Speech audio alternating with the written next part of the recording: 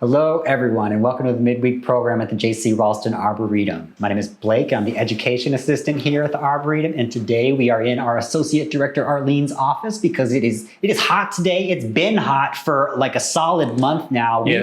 We've had enough of it, so we. I think that WRAL said there's been 12 days so far that were heat warning or heat advisories. And we are in a heat advisory today. It has been relentless. So we are indoors. We've got a program for you about salvias. We have our research technician, Tim Alderton, here, who has obviously pulled together a bunch of various salvias, and he's got a presentation for you. He's going to tell you all about them. Yeah, hopefully. We're going to go deeper in the garden. We're going to tell you about salvias, and it's going to be a beautiful program. Those of you joining us on YouTube, please like this video and subscribe to our channel, and feel free to leave a comment down below. And with the announcements out of the way, I will pass things over to Tim to go deeper in the garden on salvias. Okay, let's see what we can come up with today. And starting to put this together a couple days ago, I was like, oh my goodness, I could dig a truly enormous hole if I got as deep as you could get into salvias. So unfortunately, this is going to be a rather shallow hole, even though we're going to be digging into them a little bit. I'll throw you, I'll probably confuse you a little bit. It confuses me at times. I am not an expert on salvias, but having grown quite a few different ones in the garden, I know what we can grow here in this area, at least to some extent, and some that might be worth trying. But I'm going to try to give you a little bit of the taxonomy of it. That is, things have changed, or they could have changed even more, actually. But taxonomists wanted to keep things simple. So there's some things that you might be growing that you didn't know are salvias now that are. There's at least a couple that are really commonly grown that didn't used to be. So anyways, we'll get into that, and I'll just give you some brief how they're broken up, I guess you might say, and I'm not getting it all. Just there's so much more out there. And for reference, if another one you might want to check out, we have a video from a couple years ago online from one of the rock garden meetings we have here at the Arboretum by Scott Zona, and he gives a really good description. I am just getting the surface of some of this taxonomic stuff. But then, like I said, we'll do some of the plants themselves too. So digging deeper into salvias is the title for today, I guess. And that first picture there, this is actually, this is a picture I took in England. And I think it was either at Kew or at Wisley. I think this is at Wisley. Oh, I take that back. This is at Kew. But in the foreground here, you can see these big purple bunches. Those are a Salvia numerosa or Salvia superba type plant, which are some of the forest sages that occur in Western Europe. And those were what I grew up with in Western Pennsylvania. If I could grow a hardy salvia, it was one of those, more or less. So, but coming down here to the Raleigh area, there's so much more we can grow. But what I did grow all the time back home, growing up, was an annual, and Salvia splendens was one of those. This is one from our trials a few years back. But the scarlet sage, as it was called, and that's how was actually probably one of my first experiences with sage or salvia in general, and didn't even really realize that salvias could be hardy whenever I was 5 or 6 years old. So about 40 years ago. But anyway, so salvia is such a diverse group, and like I say here, it's a large genus, and it's in the family, the mint family, so the Lamiaceae, and I really like families, but anyway, so Lamiaceae, and this is one of the it's probably the largest, it is the largest genera within the Lamiaceae family, and with over 1,000 species having been recognized. And there's countless hybrids that have been created today, so it's just amazing what's in that. And they're found on every continent except for Australia and Antarctica. They don't range into Australasia either. So the southeasternmost part of Asia, that is the islands like Indonesia and Malaysia, that area, they don't have them there as well. But pretty much everywhere else you can find some kind of salvia, or at least continental-wise. And they may be shrubs. They can be herbaceous perennials, like we grow a lot of them, or biennials, like some of the sclery sages, and or annuals. Like I think coccinea, in reality is one that's a true annual. I don't even touch on that one in the garden, or that is in this talk. So because this is so large, they've actually broken it up into several different subgroups within that. And there had been 3 or 4 major groups within that, 5 or 6 maybe, but 4 of them were most important. And and as I alluded to earlier, there's a couple that didn't used to be included in Salvia that are today. And and I misspelled that, so I'm sorry about that. The one is Provoschia. I have that misspelled, but it's the heat one. It is. It's too much. Yes, and rosemary, which I'll tell you why they are now included in that. But some of the things that keep them in within that group of the salvias, as well as anything in the mint family, they all have square stems for the most part, especially on the younger growth. In an older plant, the stems may turn round as they they bulk up over time. They lose their youthful squareness. And also with most, but not all, the mint family, you have these flowers which have 2 lips, and the lips are not equal. And if you look at your salvia, you'll understand what I'm talking about. The top tends to be smaller than the bottom lip.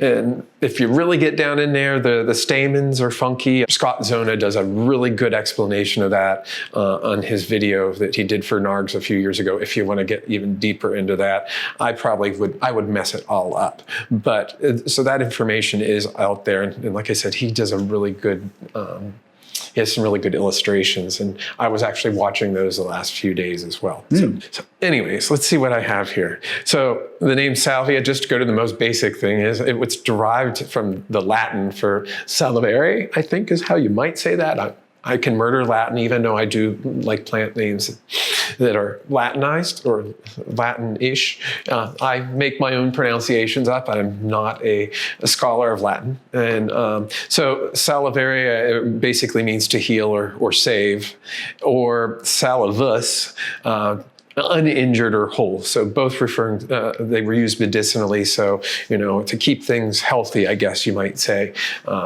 with the heal or save, and to uninjured and whole. So basically, or somehow how that comes about.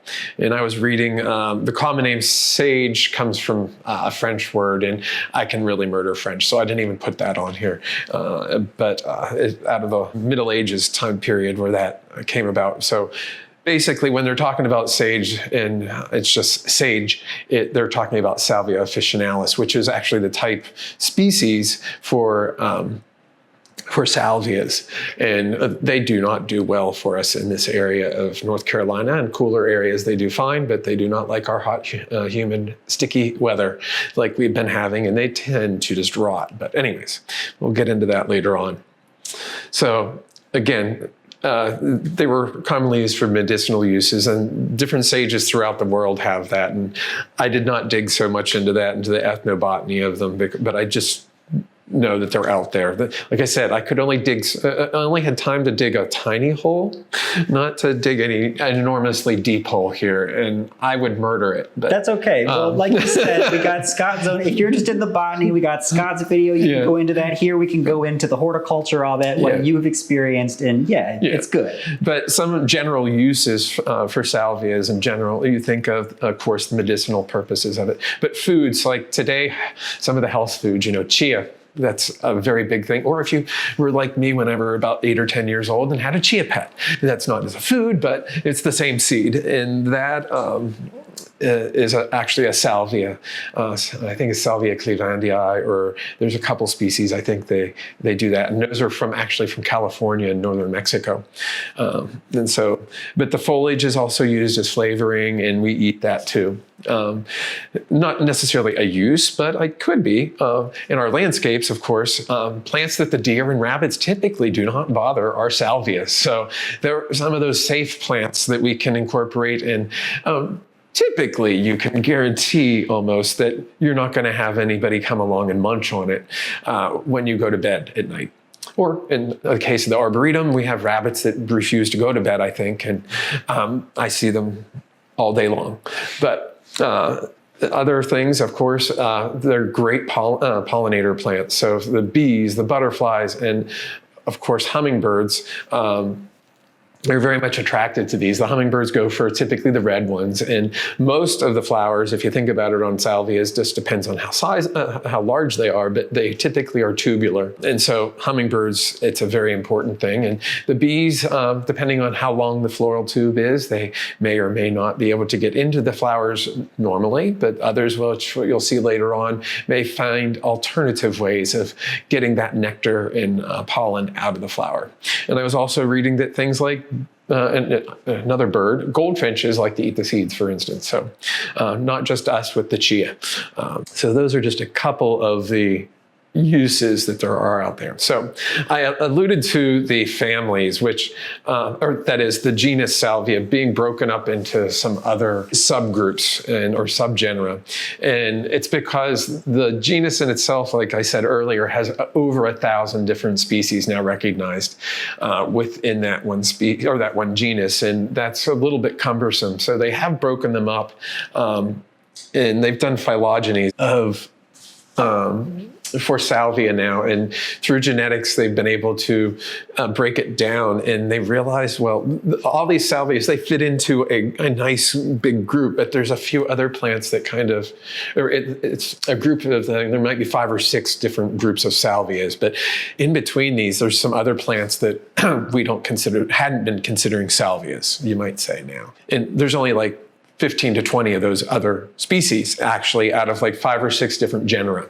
So one way of dealing with it would have been, keep the original Salvia, the subgenus Salvia, which is where Salvia officinalis is, and it's like 50 or 60 different species of Salvia, and then another group, that had another 75 or 100. You could rename them to another genus, and then you get to Califaceae, the subgenus. And well, there's over 500 species in that. And then there's another subgroup, which is a couple hundred species. And it's like taxonomists did not really want to be reclassifying literally 850 or 900 different taxa. So why don't we just lump these 15 or 20 other species in 5 or 6 different genera into Salvia? It makes it a whole lot simpler. So, and of those 5 or 6 genera, 2 of them are only really in cultivation. And you'll see what those are later on. So, but the first and largest subgroup within, or subgenus within Salvia, is the Califaceae. And it's entirely a North and South American subgenus of Salvia. So most of them, they come from the United States south into the whole way down to Argentina. You'll find species of them. With the far majority of them, almost 260 species, just shy of that, have been recognized in Mexico. It's the hot spot for that group of salvias. And we actually grow a ton of these different salvias from this group here in the southeast United States. But of those 260 in Mexico, for instance, like 240, some of them, over 240 of them are actually endemic to Mexico. And then there's the other countries in Central and Latin America in general. And most of them have, a good portion of them that are ubiquitous throughout the area, or at least spread throughout other countries, and then a handful that are endemic only to that area. So Mexico, though, is that really center of diversity for this group of salvia. So I'll show you some of the ones, and actually I have some of them here in front of me in live specimens, but I'll show you, I think it'll be a little bit simpler for a lot of these anyways, to show you in person. So this is actually one of our native ones to the southwest, or the south central part of the United States, Salvia azurea. In this case, it's little boy blue, which I don't have in the garden anymore. It did fizzle out, but this is one that you'll find in I think Texas, northern Mexico, Oklahoma. And this is included in that group. It's like a grassland species, if I remember correctly on that, but a really nice soft blue on that. One I grow here, and I have actually in a bouquet, which no need to show you that at this point, but Salvia chimedrioides, we grow this one and have grown it for decades here in the garden. Beautiful silver foliage, but these cobalt blue blossoms are the whole reason to grow it. Again, that show up very well against the silver green of the foliage. And it's kind of a sprawling plant. But again, it's in that same group. But differing from that last one, Azurea tends to be pretty much an herbaceous plant, while Comedrioides is a subshrub, having woody, nearly evergreen foliage, even here in our climate. Another herbaceous one, which we grow this one actually in our scree, is Salvia engelmannii, which I couldn't find anything too much out about this one. But this is one, it's a native to grasslands in partly shaded areas in Texas. It grows on forest edges, actually, I think more so. But it's a little different. It's totally herbaceous again, unlike the ones that are woody. Some more familiar ones are Salvia farinacea, which we grow these, the blue mealycup sages, which actually there's blue, pinks, purple, more purpley shades, white in these. And these are often used as bedding. And unplugged So Blue here is one that's a little bit more of a perennial for us here in the Southeast. We have some other ones in the garden as well of those. The farinaceas, though, are really good for us here. One of my favorite groups are the Salvia gregii, which actually, here's one that's called Dark Dancer. These are subshrubs to shrubs. They're woody. You do a partial cutback for these in the winter, and they are ready to go through the summer. I laugh at one of their common names is autumn sages. Those in the Salvia microphylla is pretty much autumn sage, but they don't know how to read apparently, because they often start flowering here in March. And I mean, some of them have taken a little bit of a vacation here the last few weeks with these excessively hot weather, and they just have a scattering of flowers on them now. But I did manage to find some in the garden that were still blossoming this morning. But the gregii are becoming widely popular for us here in the Southeast. They do very well. Great xeric plants that can be used in containers. They can be used in dry gardens, in a full sun spot out near your mailbox. It's an excellent spot for them. They are very forgiving when it comes to drought. But do require sun. And just give them a haircut in the late winter, and if you want to, you can give them a haircut through the summer just to kick off all the spent blossoms, and they will reflower readily. And they come in some awesome colors like this Dark Dancer. And you'll see everything from white, which I actually have white ones up here. I have red ones. There's different shades of pinks. There's some hybrids with those in microphyllas, and actually Comedrioides. You get some of the darker purple colors when you cross a gregii with a Comedrioides. You get some really intense colors. There's lots of pastel ones as well. So there's a lot of variety in the gregis, and Dark Dancer is just one that we've had in the garden for decades now too. So this is another group that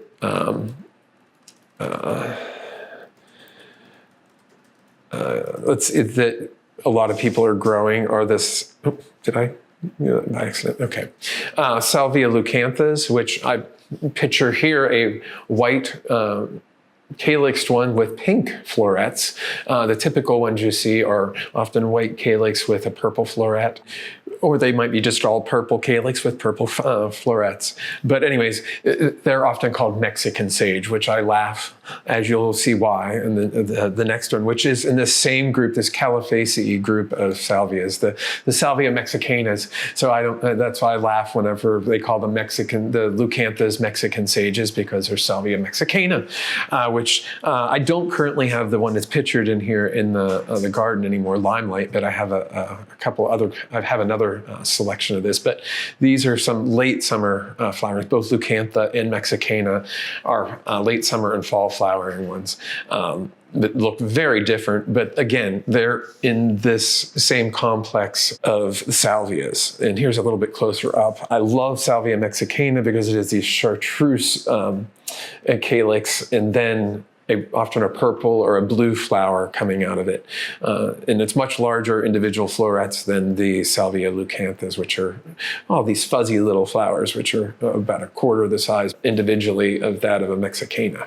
So another common one that people find in their own landscapes around here in particular, Salvia microphylla, and in this case, the hot lips, which was being highlighted actually in the bouquet. If you might not have realized that while you were waiting, you're going to say, wait, that was a red flowered salvia. But no, that was a Salvia hot lips, which microphylla hot lips has a habit of, in the summer, whenever we have hot weather, I notice you get red flowers or you get white flowers, and you don't get the good combo. So at this time of the year, I have way more red and just a handful of pure white with maybe the tiniest hint of pink.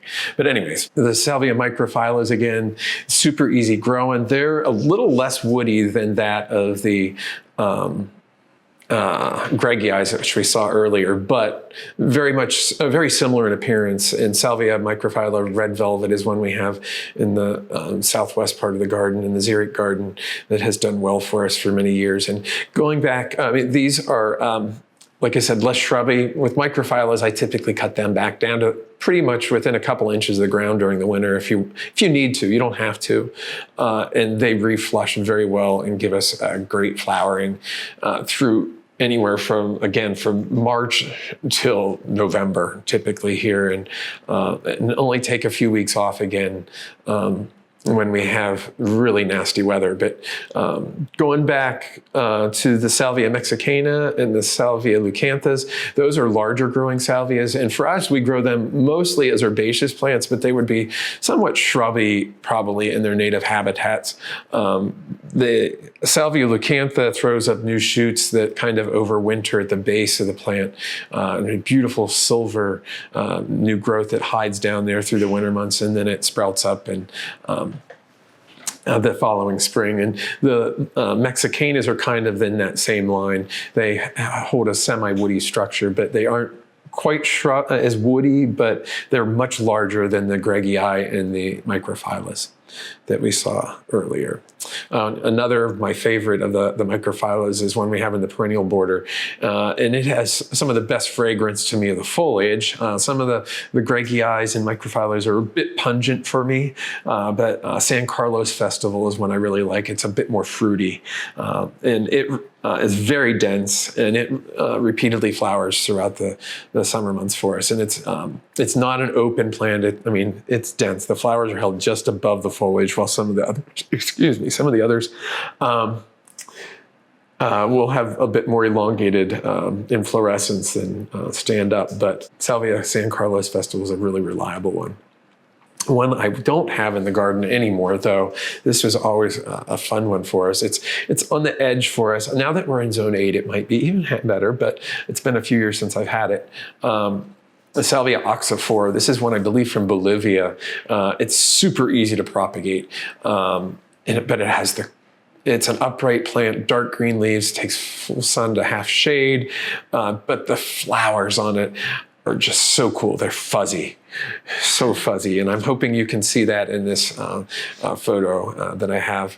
But the plants get 3 to even maybe 5 feet tall whenever they're happy, and the flowers are over an inch on these. But again, these plants are very different from the ones I've shown you earlier. The Mexicana and the Leucantha come from a different climatic conditions. This, like I said, this one's from Bolivia, possibly, if I remember right, Richard Dufresne, who is now passed away, who was a salvia expert around here. I think he mentioned to me that he thought this was growing more in a riparian situation where it was wild, and it would break off and just pieces root in along the stream banks. It's so easy to root. I mean, piece breaks off and falls down. As long as the soil is moist, it would root in probably in a matter of a week. It was that easy. So I don't know how much it did in seed propagation, but it was always a cool one. And if you can find oxyphora, it's a great one for us, even as a summer annual or a semi-hardy one here. This is one that I can't keep alive here, and I've tried, and I love this. I've had the opportunity to see these in New Mexico, but so this isn't one necessarily you want to grow in your garden. But Salvia pachyphylla, which is within the Califaceae group, it's in another subsection within it. There's actually sections below these subgenera. That's like I said, this is such a complex genus to deal with. It's an evergreen shrub from the southwestern United States, and I've had the opportunity to see it in Colorado and New Mexico and Utah and flower in gardens. And I always envy that plant, and I've killed 3 or 4 of them here. And what you're actually seeing mostly in this picture that's colorful are bracts, not the flowers, which are actually small and kind of a soft lavender. But a very xeric one that does not like our humidity. The heat's fine.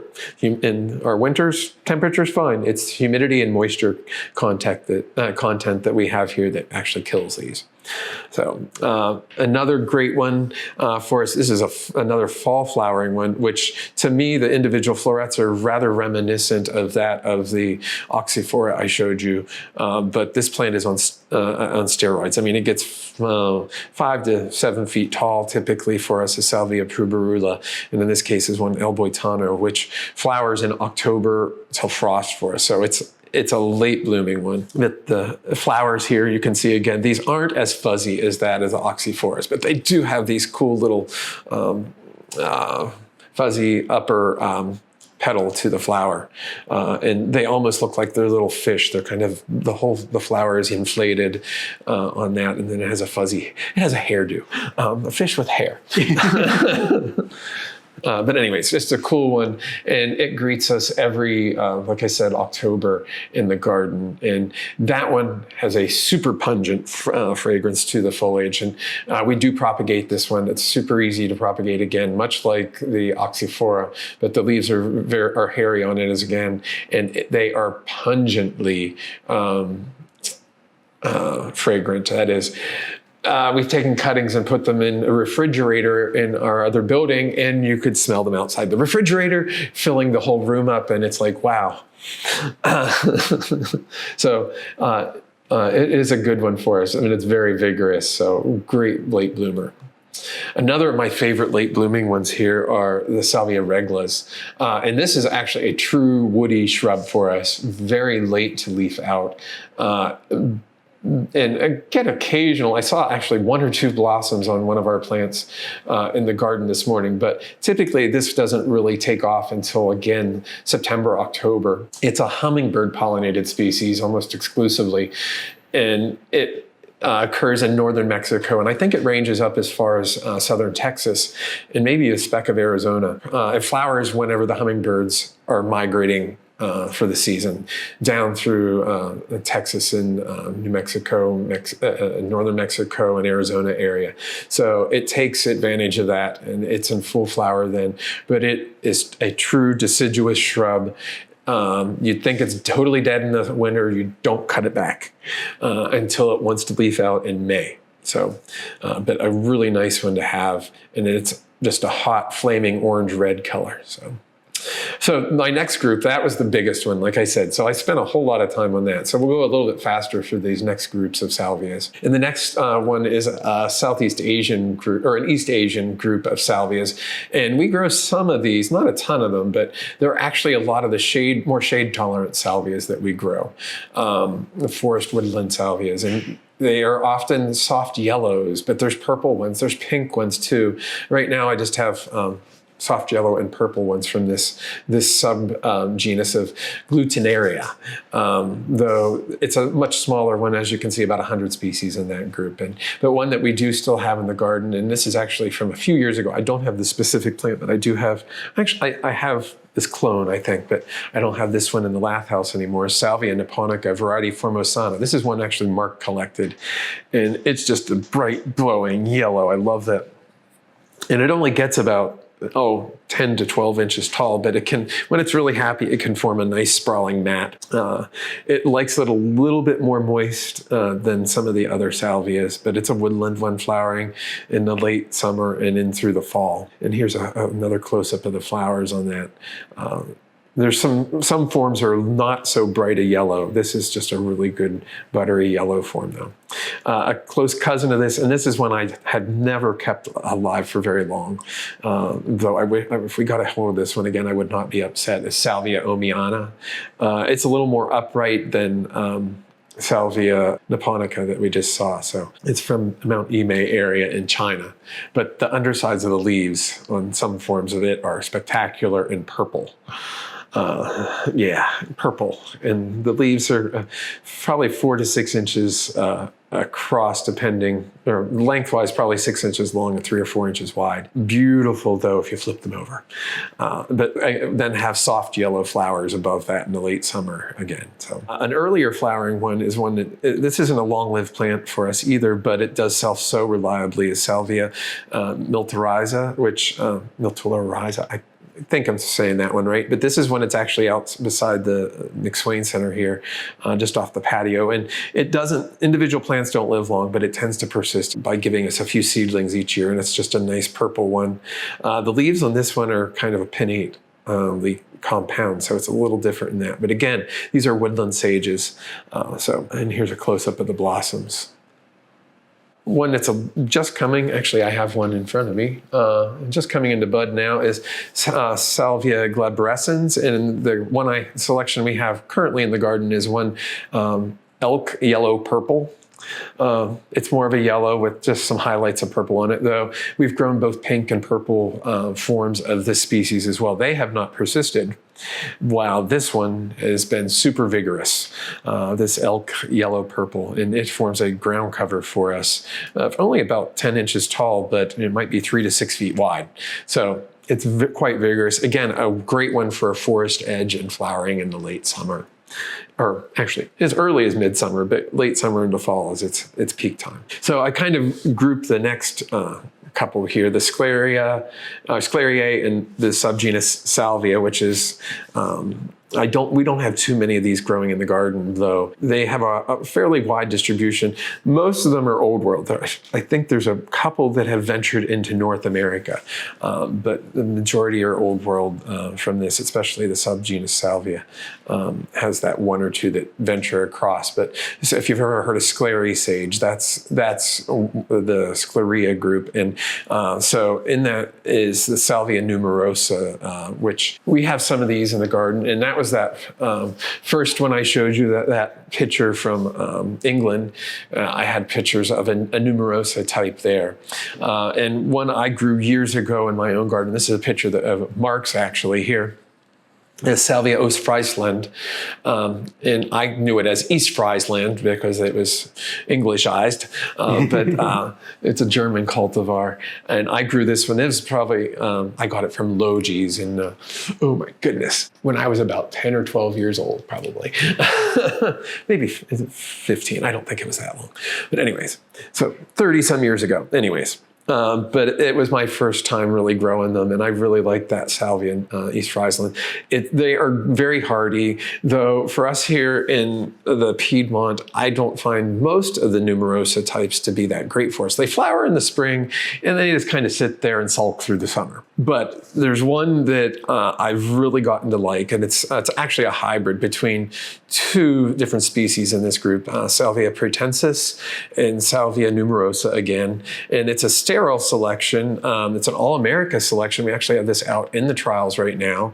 And from the spares that we've had the last few years, I've managed to plant in some other parts of the garden, including here, this photo, which is actually in the rose garden. And this was April 3rd this year. And it was in full flower. And I walked out this morning and I did take a picture, but I didn't put it into this slideshow, but it is still flowering right now. It's has a lot of spent ones on it, but it still looks very presentable for having only been flowering, what is it, April, May, June, July. Oh, so at least 4 straight months, over 4 straight months. I also have some in the perennial border, and they were throwing some flowers out in January and February this year, not in mass, but just a few stems here and there. So this thing just doesn't stop. This hybrid, it has been proven itself to me. So I have to take back that I don't always like these type of salvias after having grown blue by you. It is very worth growing in your landscape here. So yeah, it's just been a great nonstop bloomer. The ones in the rose garden, I haven't cut them back really. I did cut back the ones in the perennial border, and they are starting to flush up, and they'll have a much fresher look to them. But they have they've had a short vacation from flowering as a result. But the ones in the rose garden look very presentable, like I said, and they still have lots of blossoms. Not as fresh as they are in this picture, but great one to include in your landscape. And it only gets about 12 to 15 inches tall, so it's a little more restrained in its growth. But this has use throughout the entire state of North Carolina and through actually out most of the eastern United States, except for probably in Florida. So I think it's rated zone 4 to 9. So it has a really good distribution there and being able to grow it. And I said, I kind of lumped, like I said, some of the subgenera here. And Salvia nuyara fits into that original Salvia subgenus. And so I alluded to earlier that Salvia officinalis just doesn't like it here. It peters out very quickly. It rots. I've planted them here in the garden, colored foliaged ones. I've planted straight cultivars that are just a really nice culinary sage that they just melt for us in the summer. We've had them in the trials. They never last more than a month or so, and then they're gone. This is one, it's out of some breeding work in Israel, from what I understand, and it's Salvia nuyara. I probably am murdering the pronunciation because I believe it's Hebrew, but it's a cross between Salvia fructosa and Salvia officinalis. So it has the same foliage and use that you would with Salvia officinalis, but it persists for us, and it actually forms a much larger plant, about a 3-foot plant tall, and our clump now in the garden is probably 6 or 8 feet wide. In the spring, it gives us these nice soft blue-purple flowers with white highlights on top of those plants, and then it's foliage the rest of the season. So. But if you want to try to grow a culinary sage, look for nuyara. It's one that will grow for us here. Now, I was alluding to again earlier that there are those salvias that are newly named salvias that have been lumped into the genus. And there's about 5 genera that were lumped into the genus Salvia. And they kind of are given their own little groups, I guess, within that. So, I have them listed here, and there's about 15 species within that group. Doristachus, I'm probably going to truly murder that one. Mariandra and Zumaria, which are both Central Asian genera that have now been lumped into the genus Salvia because they fell in between these other subgenera that we had artificially formed, but overall form one big group that fits to be Salvia. And then the other 2, which I did mention earlier, are Rose marinus and Provoschia. Of course, Rose marinus is now no longer Rose marinus officinalis. It's now Salvia Rose marinus. And partly that comes because, well, there was already Salvia officinalis. They couldn't, the taxonomists like to keep that specific epithet if they can, but in this case, we all know there's Salvia officinalis, or the culinary sage, and so the Rose marinus officinalis lost its specific epithet, and instead the Salvia they called it Salvia Rose marinus, since there wasn't a genus or a species called Rose marinus. And so, of course, here in eastern North Carolina, at least, we can grow rosemary no problem, and it's a great plant for us. So that is one of the newer salvias that we have, if you think about it. Though it's been, we're all growing it probably here and all love that fragrance and use it in our cooking around here.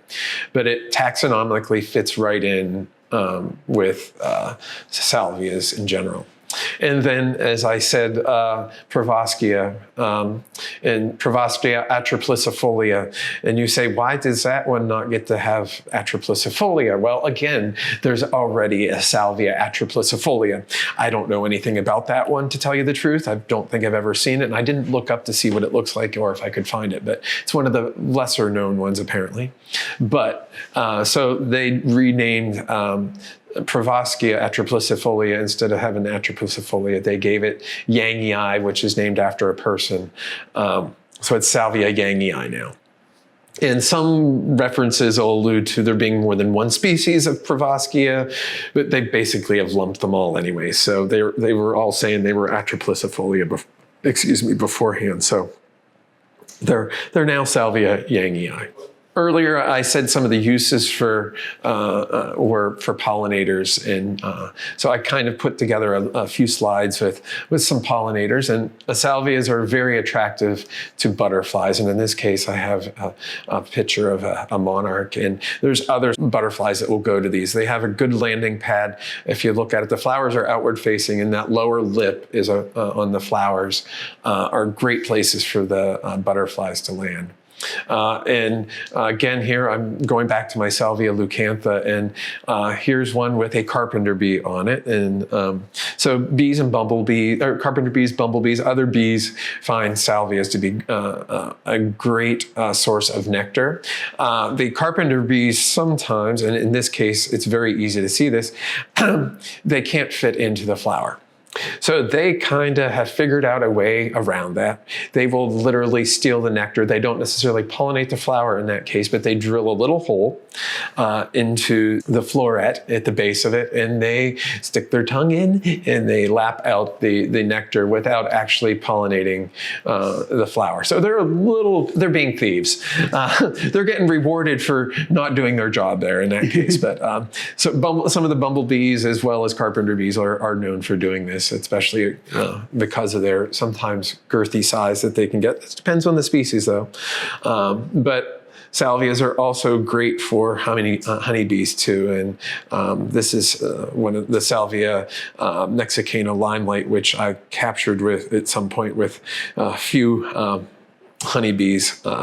Also getting in there, and I think they will sometimes try to steal the nectar if they can't get into the flower real well too, but they have a much better form to squeeze into some of them. But also, I also said hummingbirds. In this case, again, it's on the Salvia mexicana limelight, but I have the hummingbirds will go to more than just the red ones, but the red ones are always top on their list for getting into there. And so here at the end, I've shown you a whole bunch of different salvias, most of which were species. There were a couple that were hybrids, but some that I do like to use in the garden of the species can be a bit of a thug. And but they do give a lot of bang for the buck, but there are some better ones to use than these straight species. And in the Salvia garnitica group, if anybody has grown Argentine skies, Salvia Argentine skies, garnitica Argentine skies, or black and blue, they can be a bit of a thug if you have anywhere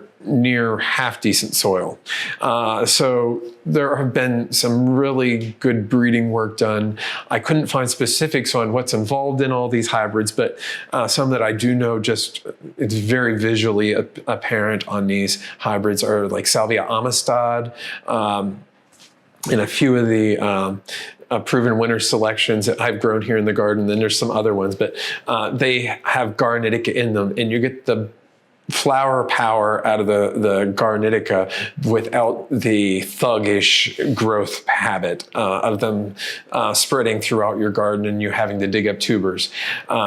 A few of the other ones other than amistad that I list here and I've been growing for several years now are the trade name of Rockin' Deep Purple and Rockin' Blue Suede shoes have been very reliable perennials for us, and you can see their real names there, and that's why I'm actually I like to use their real names. But for Rockin' Deep Purple, it is Salvia WN SV RDP 23. It's very catchy, and then Salvia Rockin' Blue Suede Shoes is BBSAL 01301, another one that just it flows off the tongue so well. But anyways, There's a bunch of other new hybrids that have been coming out in these Salvia garnitica selections that if you can find them, try them.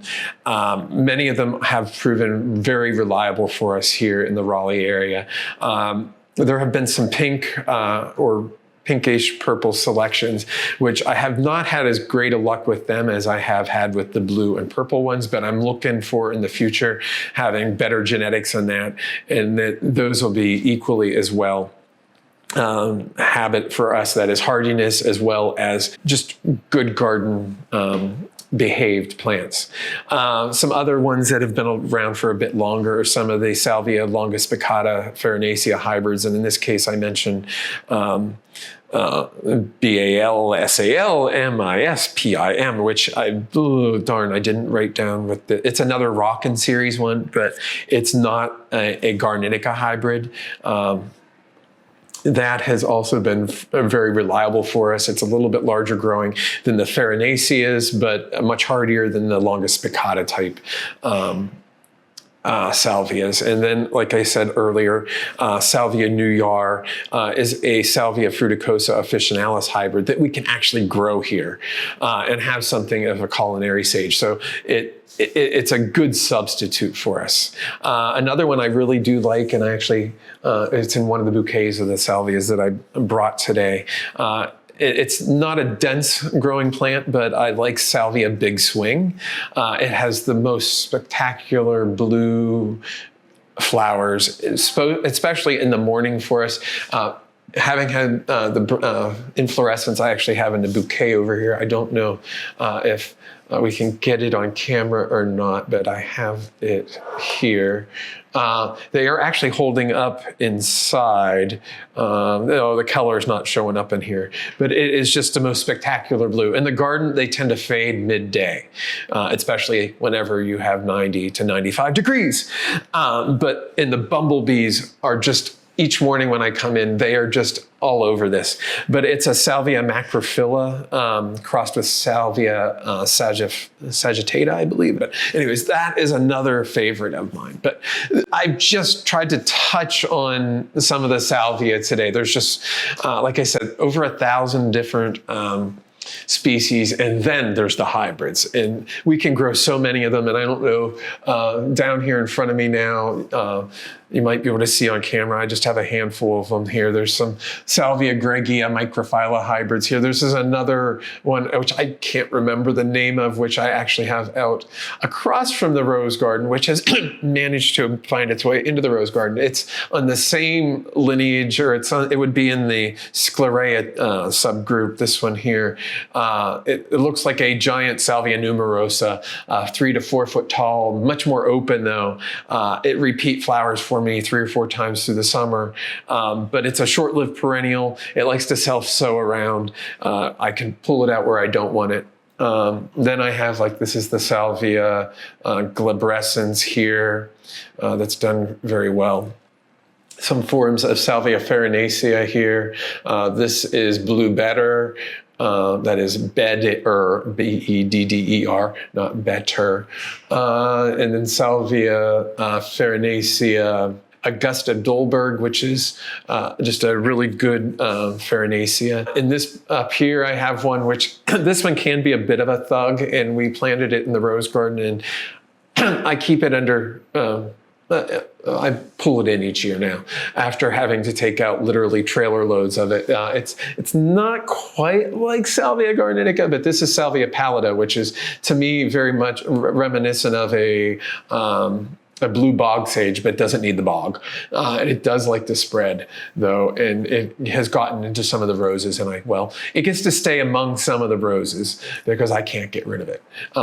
But it's an easy grower. The first couple years, it was very well behaved. And then it took off.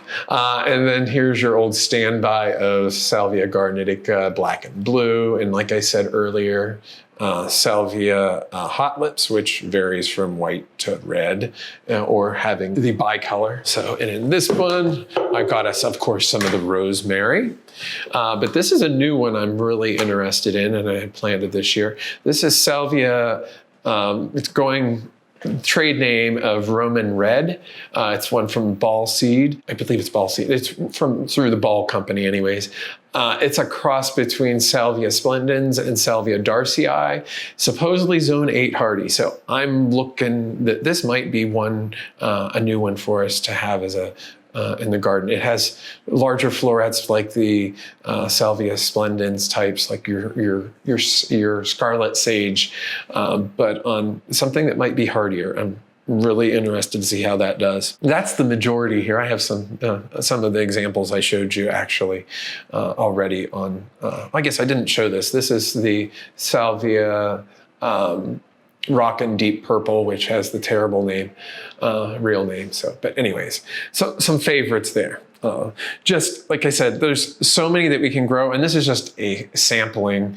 As Blake alluded to, we have theoretically over 80 currently in the garden, and I like to try new ones. So when I do get a hold of them, there's just such a variety that we can grow here. So.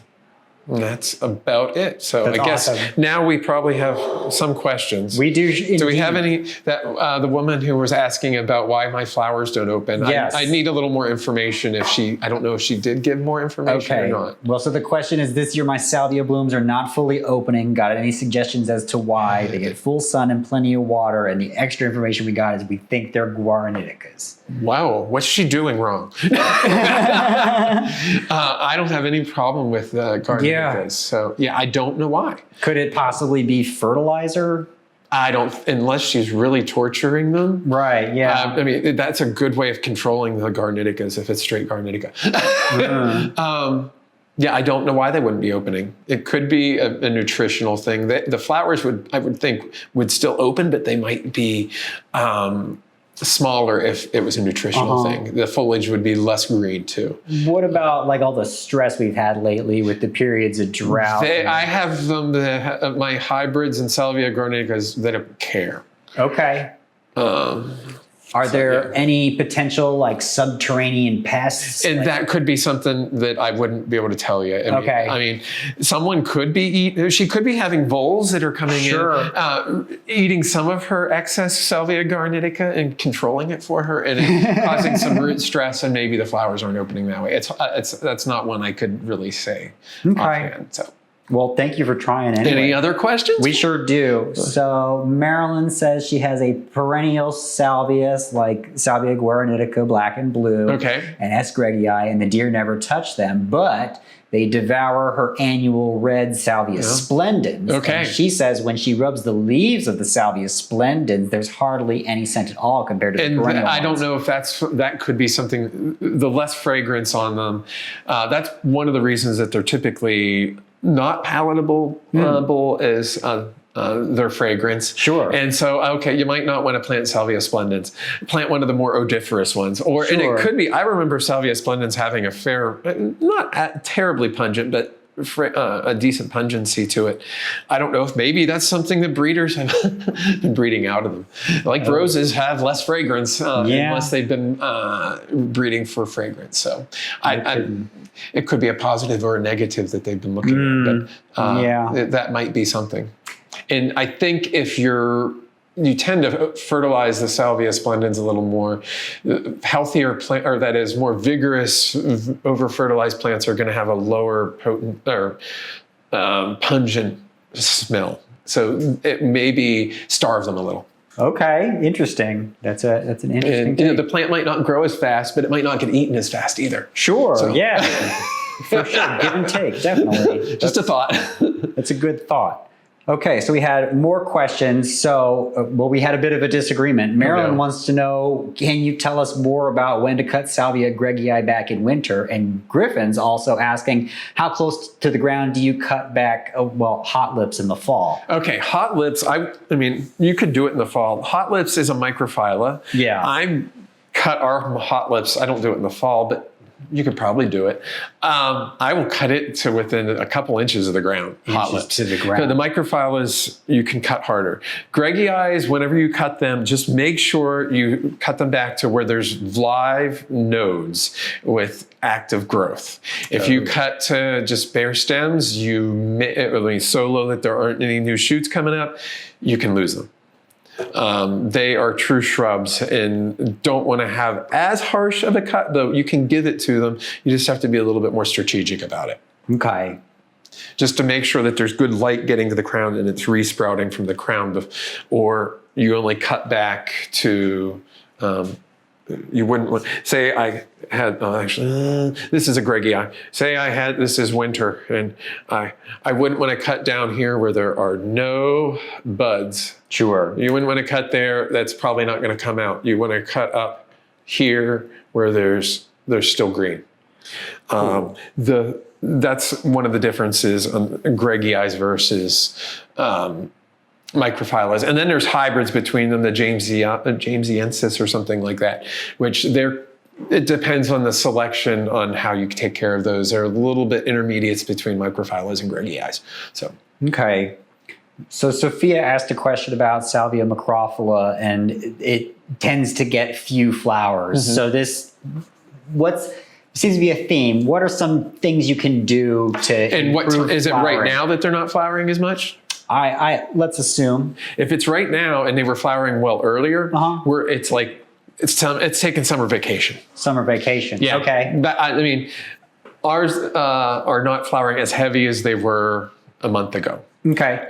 And through the heat, they are making fewer flowers. Sure. I had to actually search for some things today. Yeah. Like the hot lips, there's only a few florets at the tips. Earlier in the season, you're going to get more of them. It'll start to rebud and make new flower stalks here shortly. But yeah, they do take off the summer when it gets hot, or they typically don't go totally out of flower, but they're going to be few and far between, especially in the microphylas. I have that happening, so it doesn't surprise me. Cool. Okay, so Marilyn has another question. Can you tell us about salvias that do well in clay soils and also ones that do well in part shade? So the part shade group would be the ones in like the glabrescens types, Niponica, they're going to take a fair amount of shade. You can probably get away a little bit with the numerosa pratensis hybrids as well, though they're not going to flower as well. Farinaceas, again, they'll take a little bit of shade. Some of the larger leafed ones typically can take more shade. So even forms, I showed that pictures, I don't have it right now, like of Oxyphora. I was growing that in half shade. And it did fine, though it wasn't as perennial as I'd like it to have been. So those larger leafed ones tend to have be able to do a little bit more in the shade. And I actually grow hot lips in what is now part shade, and it does fine. It doesn't flower as heavy as it might in full sun though. But it's they're out near the necessary. I keep on saying I'm going to rip those out and replace them because they've been here longer than me. But anyways, haven't gotten that far. But I just cut them back and I get 3 feet of new growth and flowers from May until frost, though not dense. I mean, those are just a few. Salvia splendens I grew back home in Western Pennsylvania as a shade plant, though it's an annual for us here. So you can grow it sun or shade. But again, you're not going to get as many flowers on those as you would in the sun. Okay. And as far as shade is concerned, like, can you really do full I wouldn't shade? do full shade unless it's one of the true shade salvias like Niponica, and they still might not be as happy. And she was asking about soils. It depends. I mean, there's some that are probably going to be more clay tolerant, and in the sun, I would probably go for the numerosa types and pratensis types, like the Blue Bayou. I think that one's going to be a little bit better, but as long as it's not wet, if you can have a clay loam soil, and they'll do just fine and dandy, even on some of the Salvia greggii, as long as they aren't wet. That is, they want evenly moist to drier soils. I think you'll be okay.